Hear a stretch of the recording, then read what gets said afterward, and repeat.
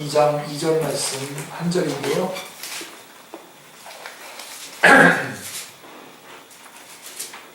같이 한번 읽겠습니다. 내가 너희 중에서 예수 그리스도와 그가 십자가에 못 박히신 것 외에는 아무것도 알지 아니하기로 작정하였습니다.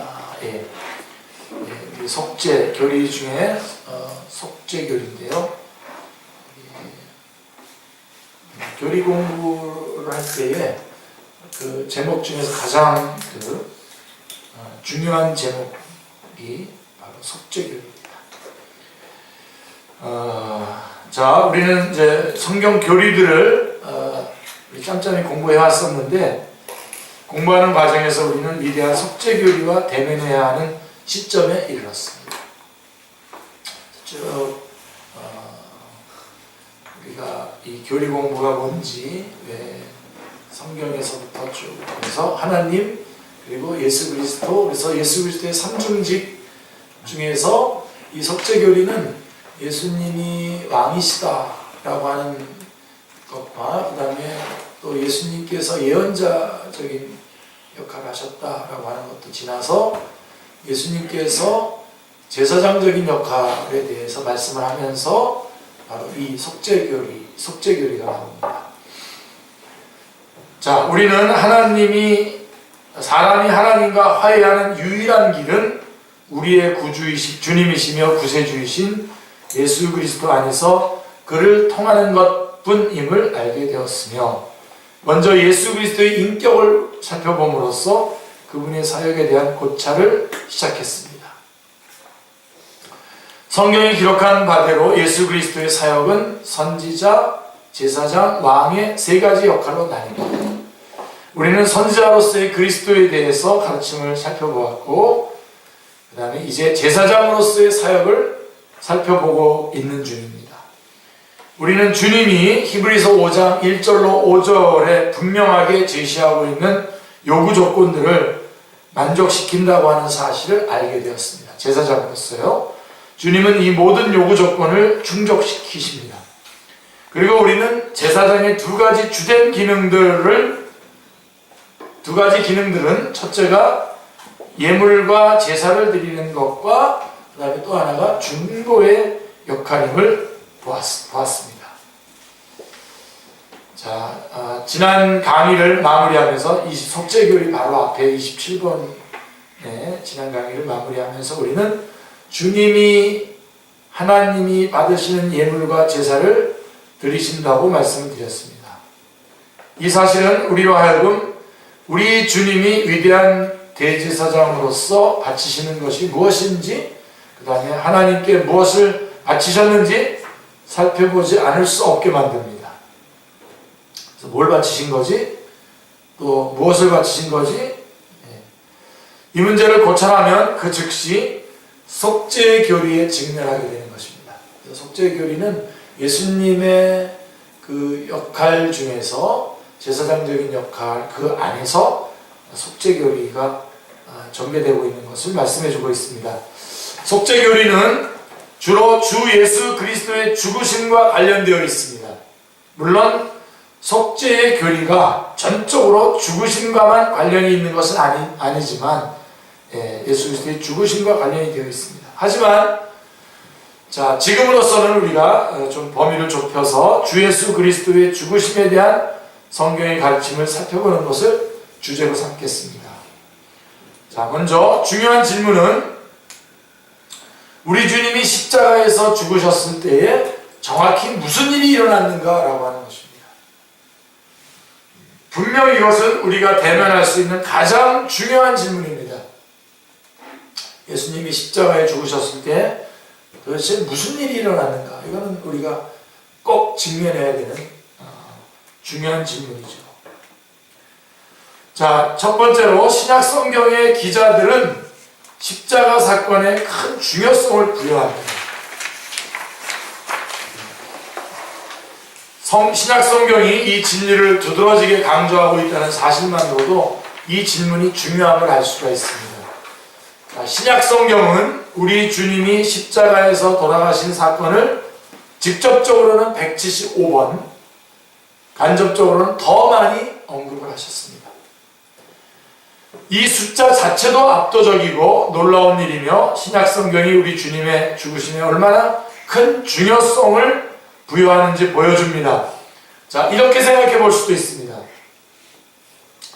우리는 사복음서가 우리 주님에 대한 4가지 묘사일 뿐 주님의 모든 것을 말해주는 것은 아님을 알고 있습니다. 그렇죠? 잘 아시다시피 사도 요한이 자기가 기록한 복음서의 마지막은 이렇게 말씀하고 있죠. 요한복음 21장 25절에 보면 예수께서 행하신 일이 이외에도 많으니 만일 낱낱이 기록된다면 이 세상이라도 이 기록된 책을 두기에 부족할 줄 아노라 라고 그런 말로 마무리했습니다.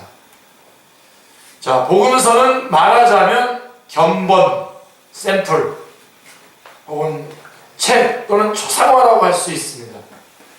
분명히 짧은 기록입니다.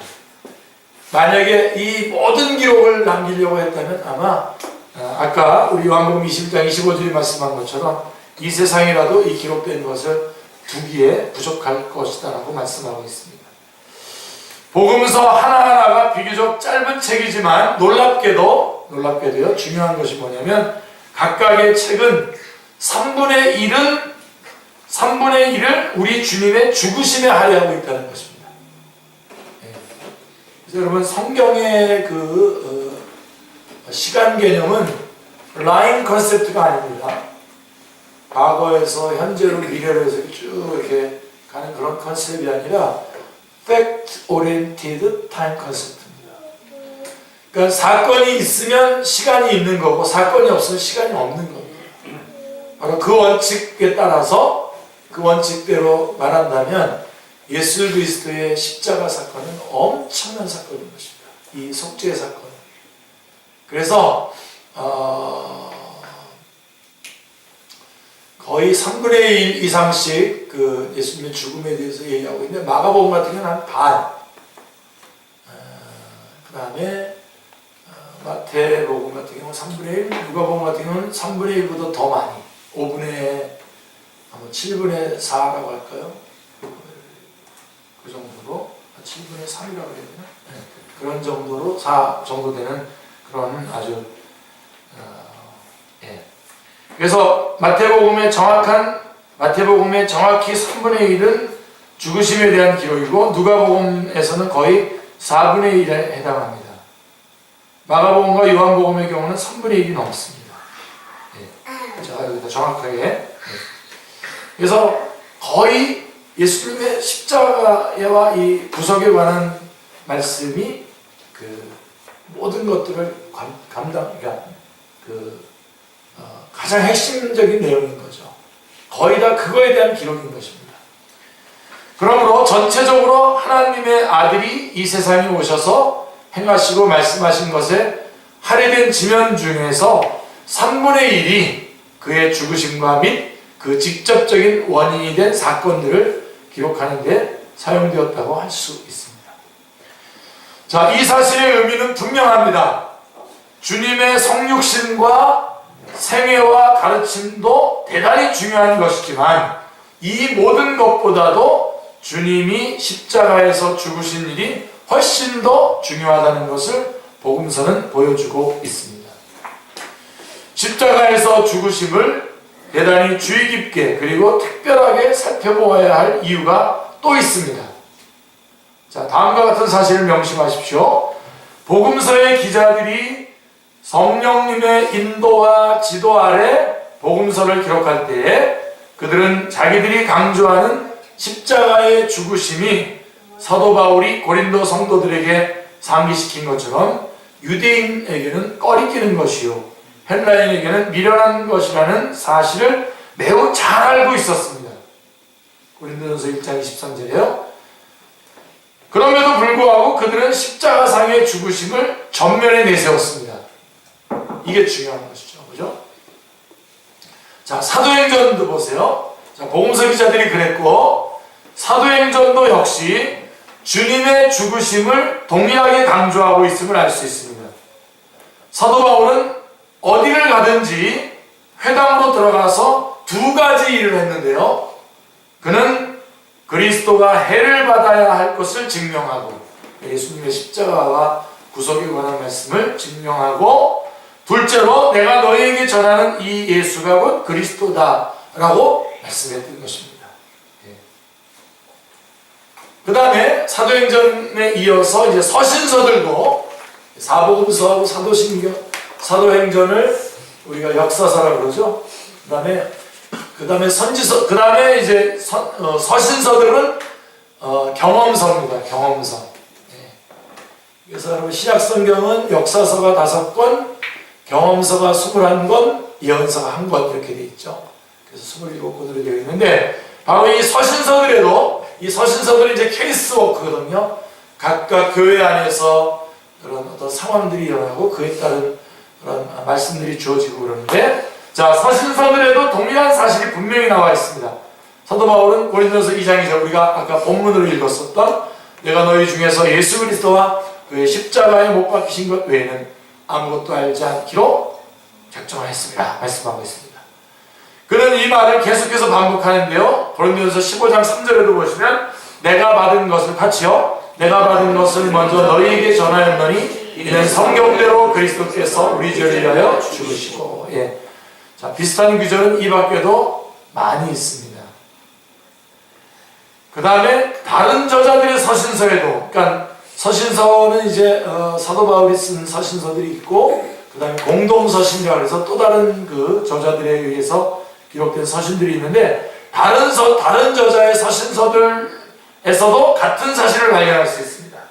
예를 들면 베드로전서 1장 18절 19절 같이 한번 읽겠습니다. 너희가 알거니와 너희 조상이 물려준 헛된 행실에서 대속함을 받은 것은 은이나 금같이 없어질 것으로 된 것이 아니요 아직 오직 흠없고 점없는 어린 양 같은 그리스도의 보배로운 피로 된 것입니다. 베드로전서 1장 18절 19절. 그러니까 베드로 사도도 그랬고 요한 사도도 요한일서 2장 2절 같이요. 그는 우리 죄를 위한 화목제물이니 우리만 위할 뿐 아니요 온 세상의 죄를 위하십니다. 그 다음에 이제 신약의 예언서인 요한계시록도 마찬가지입니다. 7장 14절 그 유명한 같이 읽겠습니다. 그들은 어린 양의 피에 그 옷을 씻어 희게 하였느니라 말씀하고 있습니다. 그래서 피상적으로나마 성경을 읽는 사람들은, 그래서 성경을 읽게 되면 그가 심각한 편견에 사로잡혀 있지만 않다면, 먼저 어떤 이념을 가지고 밀고 들어가지만 않는다면, 성경이 말하도록 성경을 읽게 되면 성경의 저자들이 주 예수 그리스도의 죽음의 최고의 중요성을 부여하고 있다는 인상을 어느 정도 받을 수밖에 없습니다. 이것이 우리가 예수 그리스도의 죽으심을 살펴보아야 하는 이유입니다. 성경이 그렇게 비중 있게 이 문제를 다루고 있다는 것입니다. 우리 앞에 놓인 진정한 질문은 다음과 같습니다. 십자가에서 정확히 어떤 일이 일어나는가? 그 다음에 우리 주님이 십자가에서 돌아가셨을 때에 정말로 무슨 일이 벌어졌는가? 그 다음에 주님의 죽으심의 의미는 무엇이며 이 사건을 어떻게 설명해야 하는가? 자, 많은 사람이 이런 질문에는 관심이 없다는 사실을 알고 있습니다. 그들은 이렇게 말합니다. 아니, 나는 신학적이거나 교리적인 사람이 아닙니다. 내가 아는 거라곤 십자가가 신기하고 놀라운 일이며 주님이 거기서 죽으셨다는 것뿐이죠. 대충 이 정도는 알고 그 다음에 예수님 믿고 자기 인생을 어떻게 하면 예수님의 도우심을 받아서 더 풍요롭게 할 것인가 쓱 넘어가 버리지 않습니까? 많은 사람이 이런 태도를 옳다고 생각하는 듯 합니다. 그들은 십자가가 사람이 검토하기에는 너무 신성한 것이라고 생각한 나머지 십자가로 나올 때는 이성이 아닌 가슴으로 나와야 하며 십자가의 교리는 이해하는 것이 아니라 가슴으로 느끼는 것이라고 생각을 합니다. 하지만 이런 태도보다 더 위험한 것은 없습니다. 제가 제일 싫어하는 태도입니다. 감상적인 접근을 해나가는 거죠. 십자가를 향해서. 갈보리 언덕의 십자가는 우리의 이성을 최대한 사용하면서 주의 깊게 접근해야 하는 대상입니다. 아멘이죠? 그래서 여러분들이 치열하게 이거 싸움 하셔야 돼요. 그래서 질문도 하시고, 네? 그래서 만약에 제가 못 대답하면 다시 한 주간 나도 또 같이 연구해 그래서 대답도 하고 그러면서 계속 이렇게 그런 싸움을 해내셔야 됩니다. 그러시지 않고 그냥 오케이 오늘은 또 갑자기 또 목사님이 교리 공부를 하시는구나. 이거 뭐 교리는 그냥 다 알아야 되는 게 아니라 그냥 믿습니다. 그러고 머리 받고 들어가면 되지. 이렇게 되면 안 됩니다. 그리고 그냥 십자가 그러면 감사합니다 하나님. 그러고선 끝나면 안 된다는 거죠. 그래서 여러분 예를 들면 십자가를 놓고선도 우리가 제일 먼저 십자가가 무엇이며 지적으로 십자가에 대해서 정확히 알아야 돼요. 그리고 물론 감격이 있어야죠. 정적으로 감격이 있어야 돼요. 그리고 의지적으로 십자가를 지는 삶을 또 살아야 되겠죠. 그러한 그래서 특별히 그래서 반지성주의가 아주 무섭습니다. 기독교에 있어서. 그래서 여러분 신학교를 이렇게 가는데도 물론 하나님께서 부르셔서 가야 되겠지만 준비를 하고 가야 되지 않습니까? 근데 지금 제가 이제 목사죠. 그래서 제가 목사인데 저희 때에 목사로 헌신하는 사람들이 목사가 되겠다 헌신하는 사람들의 대부분의 그때 당시에 흐름이 뭐였냐면 인류대학도 못 가고 그다음에 또 여기저기 대학도 못 가고 신학교 나가야지. 그리고 같은 분들이 지금 그때 같은 분들이 지금 이제 목사님들이거든요. 저까지 포함해서. 그리고 어디서 많이 헌신을 했냐면 기도원에 가서 기도하고 나오면 기도원 입구에 이렇게 쭉 학교 소개하는 그런 학교들이 있고 으쌰 아멘 그러죠. 제가 이런 어떤 감동과 이런 것들을 감동과 주님의 부르심과 이런 것들을 무시하려고 이 말을 하는 것이 아니라 그냥 들어가는 거죠. 그냥 열정과 감성적으로 그러니까 신천지가 왜 이단이며 또 예를 들면 정명석이 왜 이단이며 안상홍 모칭 이런 것들이 왜 이단인지를 가려내려고 하지도 않고 어떻게 해서 이단인지도 좀 확인하려고도 하지 않고 그다음에 그것 때문에 위험에 처해 있는 사람에게 아무런 도움도 주지 못하는 그런 자리에 서게 되는 거죠. 그러니까 저는 여러분들이 그렇게 되기 원치 않습니다. 여러분들이 바보입니까? 여러분 안 되면 어떤 사람은 한 번에 읽고서는 알 수도 있지만 두 번, 세 번 읽으면 되잖아요. 좀 더. 그러면 알 수 있고 그래도 못 알아진다면 포기해야 되는 것이 아니라 10번 읽으면 되지 않습니까?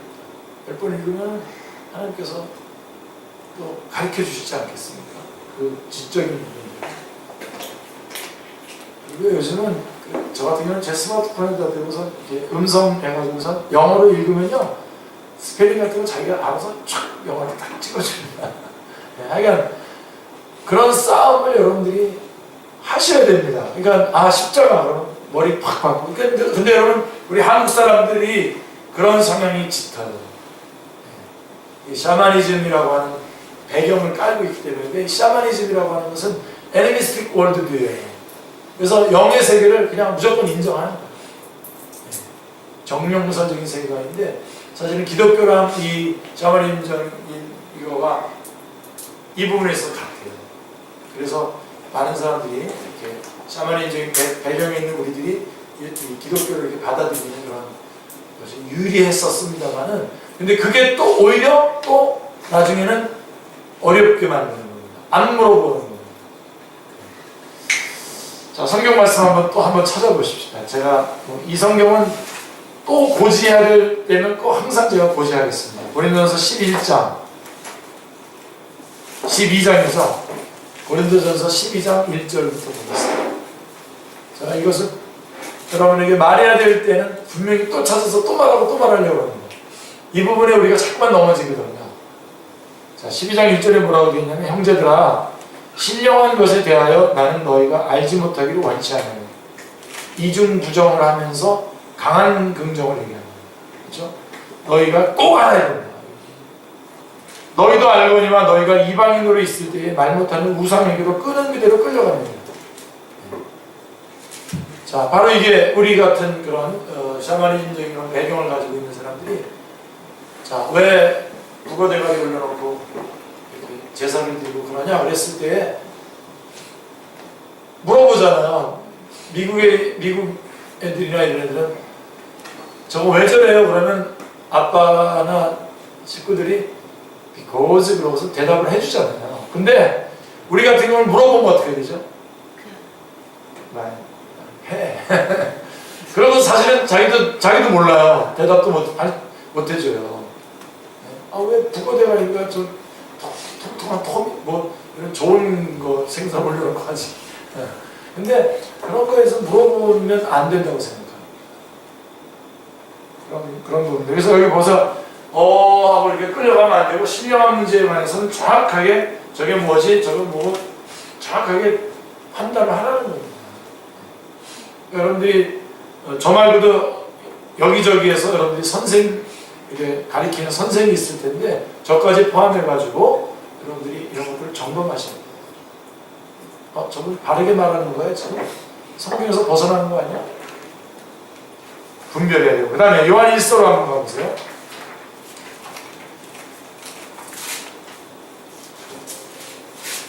자, 요한 1서 몇 장 몇 절입니까? 4장 1절이죠? 네. 요한 1서 4장 1절에 보면 더 분명하게 말씀하고 있죠. 사랑하는 자들아, 영을 다 믿지 말고 오직 영들이 하나님께 속하였나 분별하라. 많은 거짓 선지자가 세상에 나왔습니다. 예. 그래서 분명히 분별을 해야 돼요. 예. 영 분별에 은사가 있는 사람들도 있습니다. 특별히. 예. 제가 전에 우리 교회에 그 집사님, 남자 집사님이 어디 성경 공부를 한다고 그래요. 그래서 성경 공부를 하라고 그랬죠. 그랬더니 아내 되는 집사님이 아유 이상한 것 같다고 자꾸 그래서, 야, 성경 공부한다는데 네가 또 방해하면 되냐? 그랬더니 테이프를 하나 얻어왔어요. 테이프를. 원래 테이프가 유출이 안 되는 건데 얻어왔어요.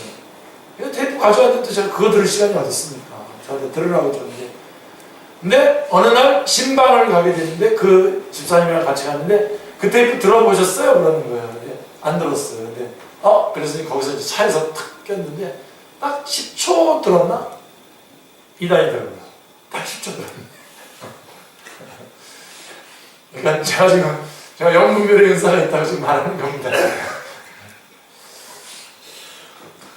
근데요, 그렇게 은사만 있는 사람만이 분별하는 게 아니라 여러분들이 하나님의 말씀에 대해서 많이 알아서 이거 분별해내야 됩니다. 해내야 됩니다. 워낙 뭐 이단들도 많고 어째 그렇게 말하지 마시고요. 여러분들은 바른 것을 분별해가지고 정확하게 거절할 건 거절하고 붙잡고 주장할 건 주장하고 이런 것들을 해내셔야 됩니다. 자, 그래서 6쪽에서 갈보리 언덕의 십자가는 우리의 이성을 최대로 사용하면서 주의 깊게 접근해야 하는 대상입니다. 그래서 여러분들에게 좀 추천하고 싶은 것이 있다면 그 로이드 존스 목사님의 십자가에 대한 그 책이 있습니다. 그리고 존 스토트 목사님의 그리스도의 십자가라고 하는 책이 있어요.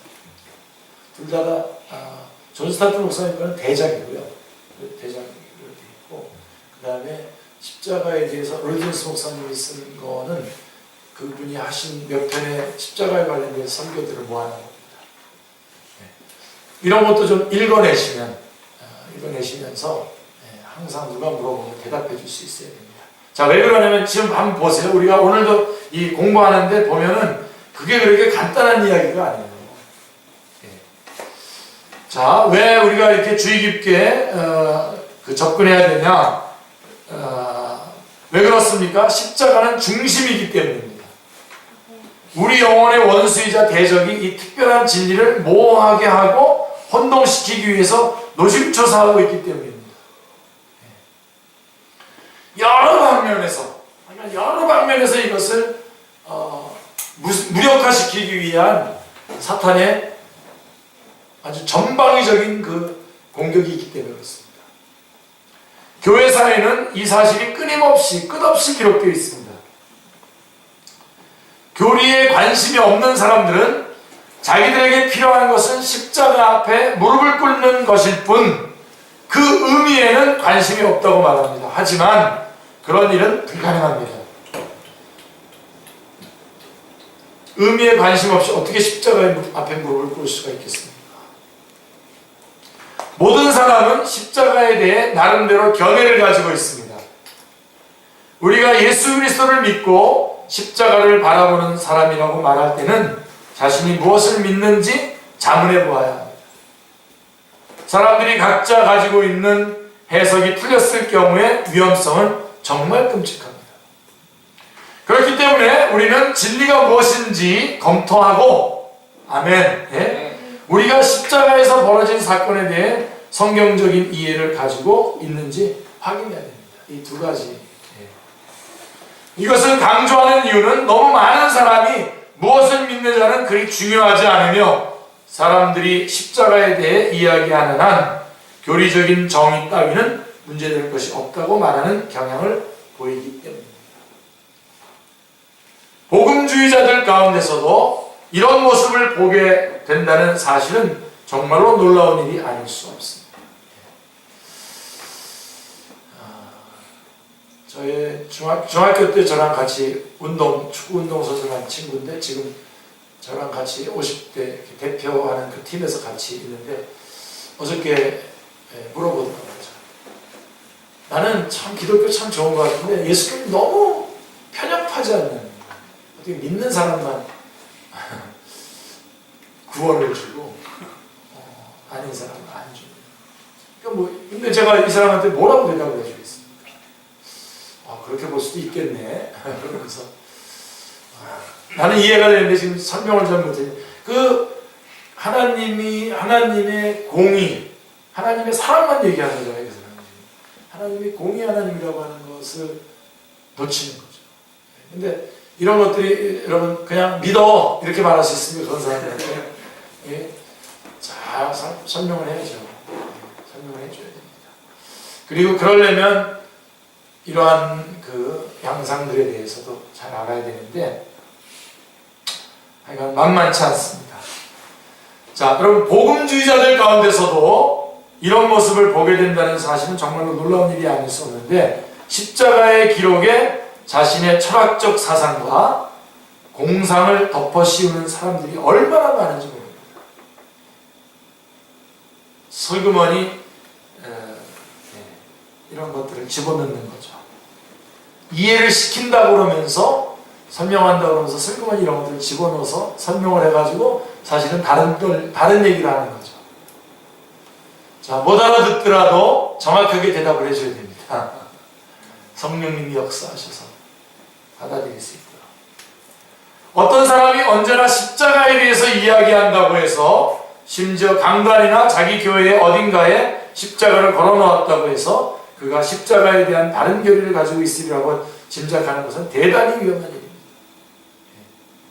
그래서 저도 구석사 그러면서도 저는 항상 조심합니다. 그 다음에 또 어떤 분 어떤 선교사님인데 복음에 대해서 막 강조하시는 분 계시잖아요. 잘 봐보세요. 이런 것들을 정확하게 빗나가지 않으면서 계속해서 강조해야 되는데 자꾸만 어떤 한쪽으로 메시지를 몰아가려고 막 이렇게 강조하다가 핵심 교리에서 벗어나는 거예요. 그래서 제가 여러분 설교하거나 강의할 때 가끔씩 이게 시각적으로 어떻게 안 맞을지도 모르지만 그러면서 하잖아요. 그렇게 솔직해야죠. 정확하게. 자, 예를 들면 주님께서는 예수님을 포기하시고 나를 구원해내셨어요. 나를 얻으셨어요. 그러니까 하나님은 예수님을 포기하고 나를 선택하는 거예요. 그럴듯하잖아요. 그렇지만 이게 이런 진술의 이거를 설명하고 이거에 대한 잘못된 부분들을 지적하려면 수도 없이 많은 것들을 지적할 수가 있습니다. 그러나 감동은 있죠. 주님이 나 같은 자를 자기 아들을 포기하시고 나를 구원해내셨다. 그랬을 때 그 구원의 의미가 무엇인지 이런 것들 막 점검해야 됩니다. 그래서 여러분 이 싸움을 좀 힘들더라도 해내셔서 깊이 좀 알아가는 그런 싸움을 하셔야 된다. 그래서 지금 막 복음 가지고 막 그냥 이렇게 복음 그러면서 막 마치 무슨 약장수 약 팔듯이 말이에요. 이렇게 감성적으로 정말 도전하시는데 그런 부분도 여러분들이 딱 냉정하게 들으실 수 있어요. 십자가의 감격을 제가 여러분 없애라는 얘기가 아니라 십자가의 감격은 여전히 가지고 계시되 그렇게 어떤 자기의 철학적인 사상이나 공상들 그다음에 뭔가 자기가 느낌 같은 것들을 집어넣어가지고 막 말씀을 그쪽으로 몰고 가거나 그런 것들을 조심해야 된다는 거죠. 자, 문제는 십자가에 대해 우리가 무엇을 믿느냐 하는 것인데요. 자, 우리가 철학과 헛된 속임수로 십자가를 아무 소용없는 것으로 만들 수 있다고 말하는 사람은 사도 바울입니다. 그러니까 철학과 헛된 속임수로 주님의 십자가를 의미 없는 것으로 만들어 버릴 수 있다. 자연인들에게 있어서 예수 그리스도의 십자가와 죽으심은 지금도 여전히 거치는 것입니다. 사람들이 십자가에 대해 잘못되고 거짓된 방식으로 이야기할 때에 이 사실이 가장 극명하게 드러난다는 생각이 듭니다. 그래서 하나님의 아들이 십자가에서 돌아가실 때에 무슨 일이 일어났는지에 대해서 어떤 잘못된 개념들이 있는가를 먼저 다뤄야 할 것입니다. 이거를 좀 다루고 여러 가지 설들에 대해서는 다루지 못할 수 있을 것 같은데요. 자, 어떤 사람들은 십자가의 사건을 하나의 비극 혹은 사고라고 생각합니다. 이렇게 개념 정리하고 있는 사람들도 꽤 있습니다. 그들은 십자가가 전적으로 사람들의 어리석음으로 인해서 생겨난 절대로 발생하지 말았어야 할 사건들 중에 하나라고 말합니다. 그렇습니까, 여러분? 십자가의 사건은 부분적으로는 정치적인 문제였다고 말합니다. 대제사장과 바리새인들과 서기관들은 백성이 미혹되어 자기들의 권세를 빼앗길 위험이 있다고 믿고는 반대파를 부추겼습니다. 그래서 예수님은 죽음을 예상하지 못하고, 자, 그러니까 이제 설명을 하는 겁니다. 예수님은 죽음을 예상하지 못하고 당하신 것이 아닙니다. 그런 사람들에 의해서 정치적인 속죄물이 된 게 아니란 말입니다. 이 사람들은 한 걸음 더 나아가서 우리 주님은 십자가의 죽음을 전혀 예상치 못하신 채 갑자기 당하셨고, 주님이 다 이뤘다라고 하는 것은 it is finished라고 되어 있는데, 이것은 그런 뜻이 아니라 다 끝장났다. it is all over. 끝장난 거야. 끝이야. 라고 하는 뜻이라는 말이라는 겁니다. 말이라는 뜻이라는 겁니다.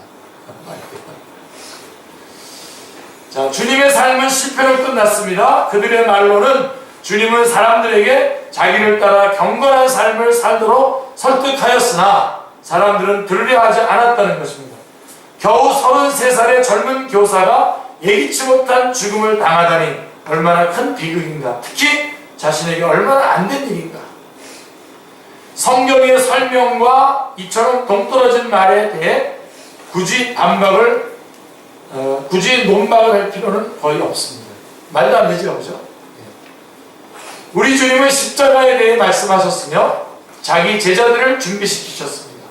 특히 가이사랴 빌립보에서 시몬 베드로가 신앙을 고백한 이후에, 마태복음 16절에 신앙 고백을 한 이후에 우리 주님은 즉시 십자가와 자신의 죽음 그리고 부활에 대해서 가르치기 시작하셨습니다.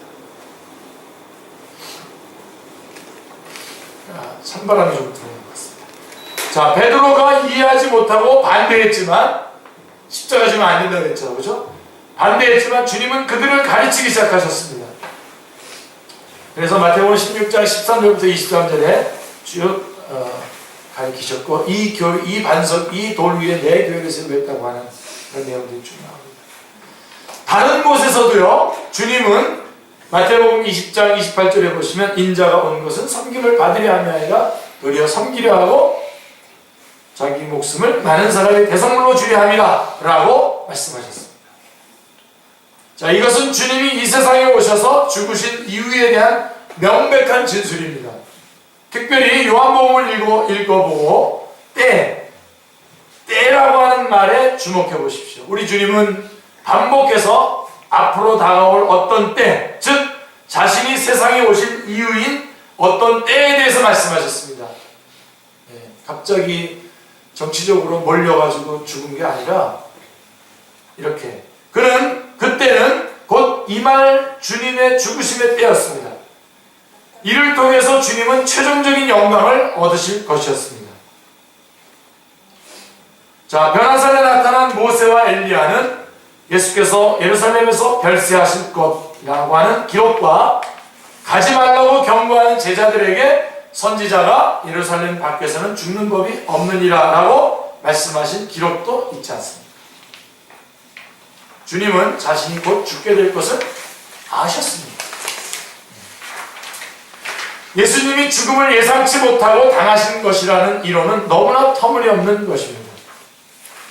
주님이 죽으시기 위해 세상에 오셨다는 것을 보여주는 증거가 이렇게 풍성하기 때문입니다. 히브리서 저자는 히브리서 2장 9절에서 주님이 모든 사람을 위하여 죽음을 맛보려 이 세상에 오셨다고 말한 후 이어서 다음과 같이 기록했습니다.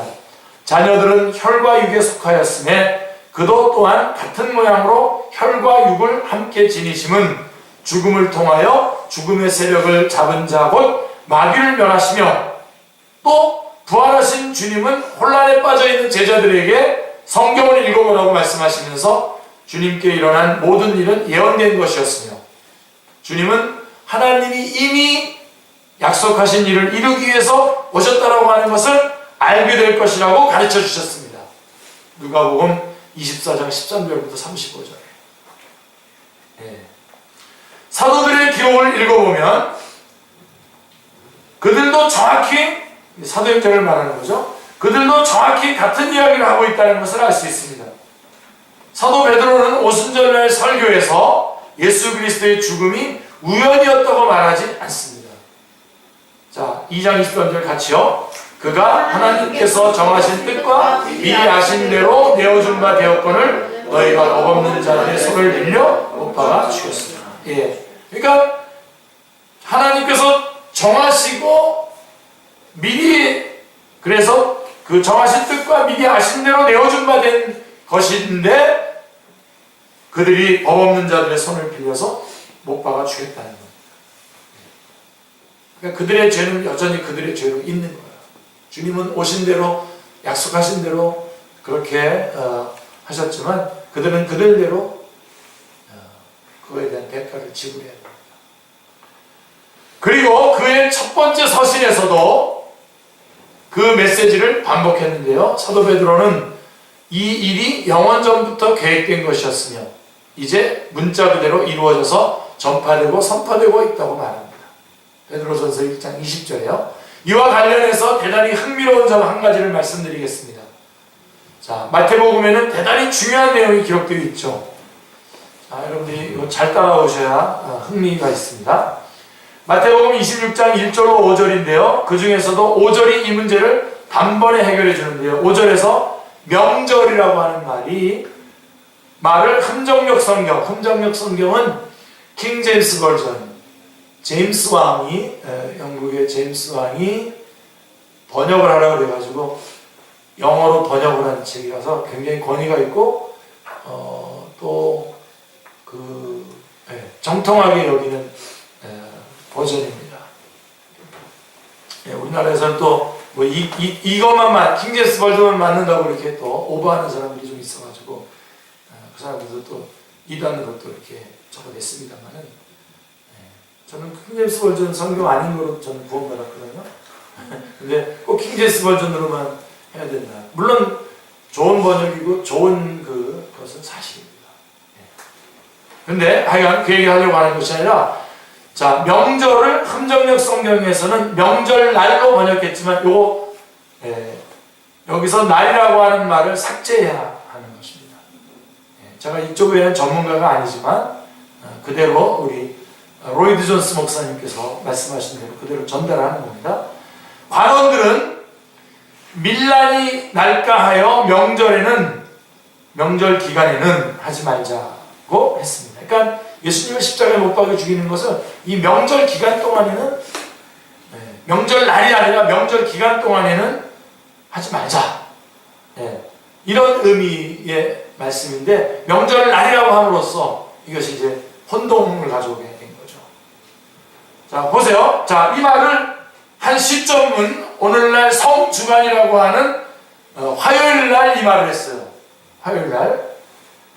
우리 주님은 자신이 금요일에 배신당하고 십자가에 못 박힐 것을 예언했습니다. 먼저 너희가 아는 바와 같이 이틀이 지나면 유월절이라고 하셨고, 이어서 인자가 십자가에 못 박히기 위해서 8일이라 라고 말씀하심으로써 시간을 확 정하셨어요. 예수님은 정한 시간에 딱 정한 날짜에 십자가에 돌아가신 거거든요. 그러니까 정리해보면, 주님을 죽이기로 모의한 관원들은 명절 기간에는 하지 말자고 했는데, 예수님은 명절 안에 죽기로 것을 알고 계셨다. 다시 말해서 그들은 주님을 성금요일에 못 박지 않기로 결의했지만, 성경대로 우리 주님은 바로 그날에 못 박히셨습니다. 그러니까 재밌죠? 이런 것들을, 그래서 여러분들이 아직도 젊으시니까 좀 언어적인 그런 부분들도 좀 공부도 하시고, 헬라어도 공부도 좀 하시고, 히브리어도 좀 공부도 하시고, 그러면서 그런 거 하면서 시간을 보내는 거가 좋지 않겠습니까? 드라마 보고 있는 것보다는 맞지 않을까? 한번 그 싸움 해보고 싶어져요. 안 그래요? 전혀 안 그렇고 그냥 얼굴 표정. 자, 명절 기간에는 아무도 사형에 처하지 않는 것이 유대인의 관습입니다. 굉장히 중요하게 여겼기 때문에 그 기간들을 사도행전 12장에서도 이것을 확인할 수가 있는데요. 헤롯 왕은 베드로를 체포했지만 그날이 무교절 기간이었기 때문에 죽이지 않고 옥에 가두었습니다. 우리 주님은 자신이 죽으실 것을 아셨을 뿐만 아니라 그 정확한 시점까지 아시고 사흘 전에 미리 경고하셨습니다. 그럼에도 불구하고 사람들은 주님이 갑자기 그리고 우연히 죽게 되었다고 경망스러운 말을 하는 것입니다. 이단 협착이고 박살을 내야 됩니다. 그게 아니라 주님께서는 그대로 정확하게 주님께서 예언된 대로 약속한 대로 돌아가신 것입니다. 그 다음에 또 하나, 두 번째로 예수님의 죽음은 순교자의 죽음이 아닙니다. 순교자처럼 예수님을 그려내는, 그래서 영화나 무슨 이렇게 뭐 소설이나 이런 것들을 만들고 그럴 때 기독교에게 그 좋은 영향을 끼칠 것 같지만요, 잘못 그려내면 전혀 어려운 상황으로 몰고 갈 수가 있어요. 자, 또 하나의 잘못된 개념은 예수님의 죽음을 순교자로서의 죽음이라고 보는 것입니다. 이 견해를 주장하는 사람들은 자신들이 위에 소개한 사람들보다 더 발전된 견해를 가지고 있다고 생각합니다. 그냥 정치적으로 상황에 몰려서 죽은 것보다도 자기네들이 더 괜찮은 것을 확인했다고 여기죠. 그들이 말하는 바는 한 훌륭한 교사가 자신의 가르침을 철회하게 하려는 사람들에게 굴복하지 않고 기꺼이 순교자로서 죽어갔다는 것입니다. 이 견해에 대해서는 한마디로 대답해 줄 수 있다고 생각합니다. 만약에 예수님이 순교자라면 참 예수님은 실패한 순교자겠죠. 자, 만일 주 예수 그리스도의 죽음이 순교자로서의 죽음일 뿐 그 이상의 의미는 없는 것이었다면 주님은 이전에 죽어간 이 세상의 많은 순교자들보다 못한 분이셨습니다. 자, 순교자들은 승리와 기쁨 가운데의 화영장으로 나아갔거든요. 처형대로 걸어감으로써 영광을 얻었습니다. 그들은 자기들이 하나님의 이름을 위해서 고난받기 합당한 자로 여겨진 것으로 인해서 하나님께 감사를 드렸습니다. 살이 불에 타는 동안에도 그들은 실로 기뻐했습니다. 그것이 순교자의 죽음입니다. 하지만 우리 주님은 어땠습니까? 기억나세요? 주님은 죽음을 생각할 때마다 영혼의 번민을 느끼셨습니다. 주님은 자기의 때가 다가왔다는 것을 아시고 이렇게 말씀하셨어요. 같이요. 요한복음 12장 27절. 지금 내 마음이 괴로우니 무슨 말을 하리요? 아버지여 나를 구원하여 이 때를 면하게 하여 주옵소서. 그러나 내가 이를 위하여 이 때에 왔나이다. 주님은 이 때를 면할 수 있는 가능성에 대해서 생각하고 있었습니다. 죽음 앞에 떠신 겁니다. 온전한 인간으로서의 모습을 드러내신 것입니다. 겟세마네 동산에서의 고뇌는 무엇을 의미합니까? 주님은 아버지께 만일 할만하시거든 이 잔을 내게서 지나가게 하옵소서 간청했습니다. 순교자들은 절대 그와 같이 기도하지 않습니다. 답은 간단합니다. 주님의 죽음은 순교자의 죽음이 아니었습니다. 달리 설명할 방법이 없습니다.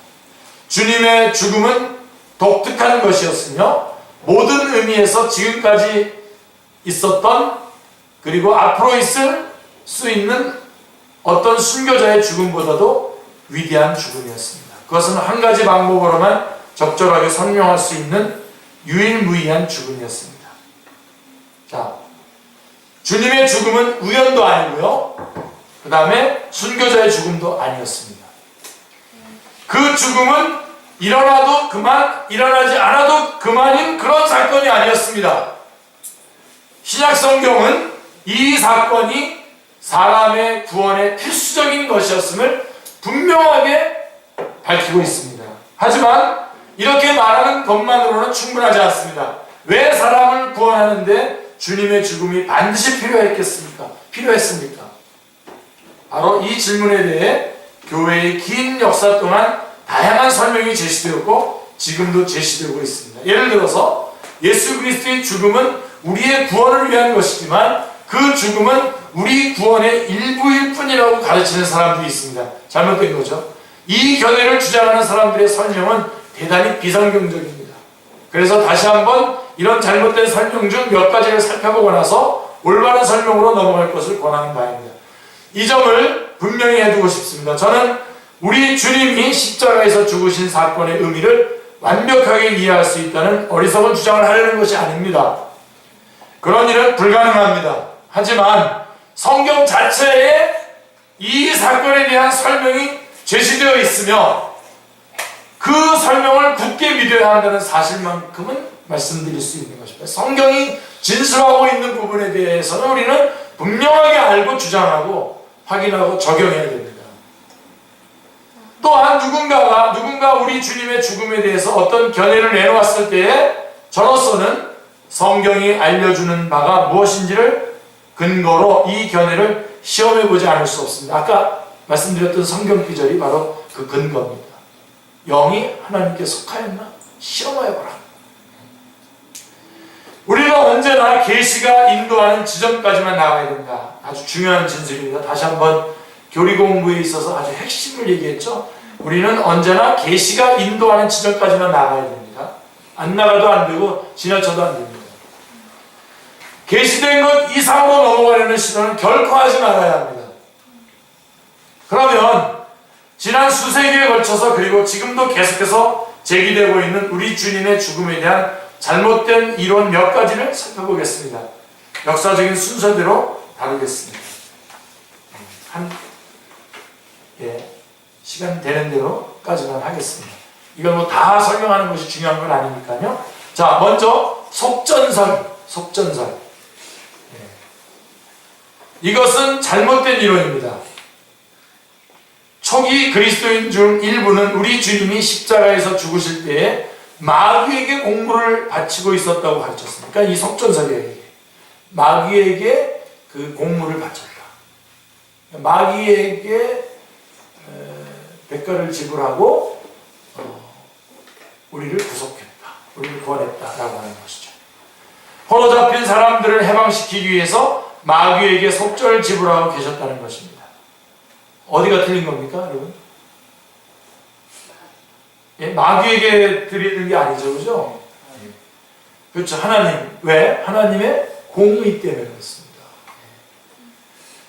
자, 여기에 대해서 우리는 성경이 이것을 지지하는 구절이 구절이 전혀 없다는 말로 대답할 수 있어요. 이런 마귀에게 바친 이게 이런 식으로 그 문제를 풀어가는 이단들이 많이 있죠. 자, 이런 구절이 성경에는 전혀 없습니다. 성경이 마귀와 그의 능력과 십자가에 대해 가르치고 있는 것은 사실이지만 성경은 절대로 마귀가 어떤 권리나 권세를 가지고 있다고 말하지 않습니다.